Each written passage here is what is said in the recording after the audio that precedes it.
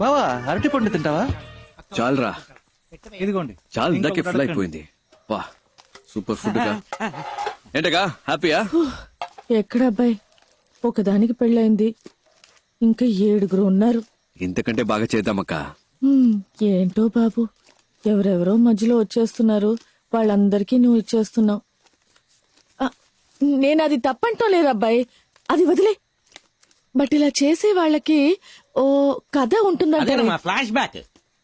అదే బాబు ఇంట్లో ఎవరైనా చనిపోయి ఉంటారు. బాబు నీ మనసులో ఏదైనా ఉంటే మాతో చెప్పు, మేము పంచుకుంటాం. నీకు ఇష్టమైతేనే చెప్పు, లేకపోతే నో ప్రాబ్లం. ఒక్క నిమిషం, ఎక్కువ టైం తీసుకుంటావా? నాకు స్లీపీగా ఉంది. నువ్వు ఊరుకోవయ్యా. రాజకీయ నాయకుల ఇళ్లలో మిమ్మల్ని రైడ్ చేయమంటే మీరు ధైర్యంగా రైడ్ చేస్తారా? తప్పకుండా చేస్తాను సార్. అంటే ప్రాబ్లం వస్తే మీ అబ్బ చూసుకుంటాడా? ప్రాపర్ ఆర్డర్స్ లేకుండా, హైయర్ ఆఫీషియల్స్ అనుమతి లేకుండా ఏది పీకకూడదు, అర్థమైందా? సారీ. సరే, నీకు తెలిసిన ఓ సామెత చెప్పు, విందాం. సడన్ గా నాకు జ్ఞాపకం రావట్లేదు సార్. నాకోటి గుర్తుకొస్తుంది, చెప్పమంటావా? సార్, లోతు తెలుసుకోకుండా కాలు పెట్టకూడదు. నీకు అర్థం కాలేదు కదా, మీ నాన్నని అడుగు, చెప్తాడు. అర్థమైంది sir. Okay, interview is over, ఇక నువ్వు వెళ్ళొచ్చు. You may leave.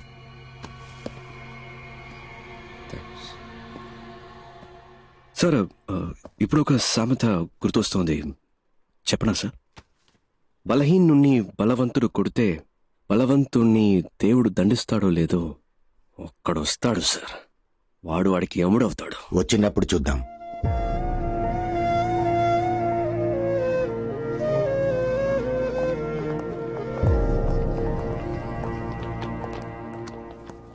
ఏయ్, లోపలన్నీ పంచు డైలాగులు కొట్టి బయటకొచ్చి డల్ అయ్యేవేంటి?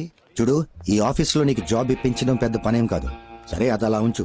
మీ నాన్న ఆఫీసులో టీ కాఫీలు అందిస్తుంటాడు. నీకు జాబ్ వస్తే అదే టీ కాఫీ నా పక్కన కూర్చుని తాగుతావు. మీ నాన్న కార్ డోర్ తీసి వెళ్ళిపోతాడు, కానీ నువ్వు అదే కారులో నా పక్కనే కూర్చుంటావు. ఇవన్నీ కొంతమందికి నచ్చుతాయి, కానీ నాకు ఇలాంటివి అస్సలు నచ్చవు. అలాగని నేను చెడ్డవాడిని కాదు. నీకు ఖచ్చితంగా ఈ ఆఫీసులో జాబ్ ఉంటుంది.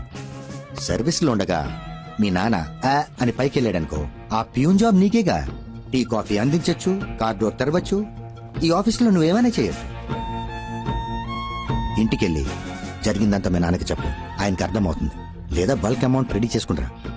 ఎంత పైకి ఎగిరినప్పటికీ పిచ్చుక పిచ్చుకే, గద్ద గద్దే. బాగుంది కదా సామెత? వెళ్ళి జరగాల్సిన పని చూడు, వెళ్ళు.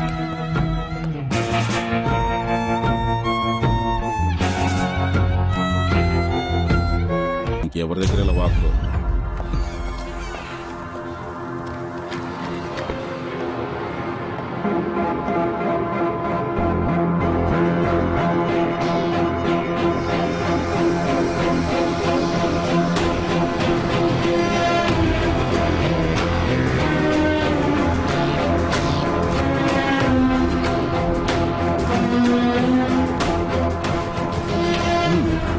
ఉత్తమ్ దాస్, ఈ ఫోలీ రేట్స్ గురించి ఏ న్యూస్ పేపర్ లో రాలేదే? వై సార్, ఇంతవరకు ఎవరేం కంప్లైంట్ ఇవ్వలేదు. Plus we don't have any evidence. Sir, excuse me sir, దీనికి సంబంధించిన న్యూస్ పేపర్ లో వస్తే మన డిపార్ట్మెంట్ కే సార్ అవమానం. మనల్ని అందరూ ఎగతాలు.